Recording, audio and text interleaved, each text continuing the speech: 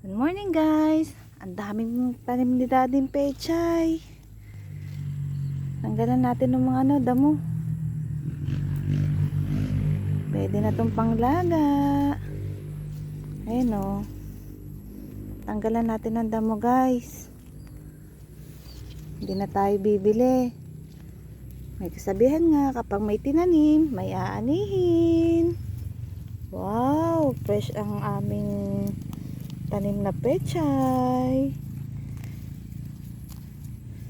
Damuhan natin guys, oh. Lalaki na oh.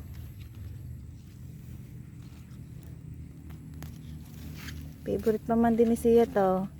Sia oh, malalaki na yung tanim na pechay ni Daddy.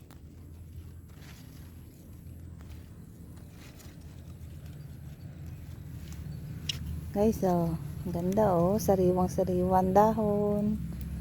Maganda yung pagka-pechay niya oh, hindi binubutas ng mga insect. Dami guys oh.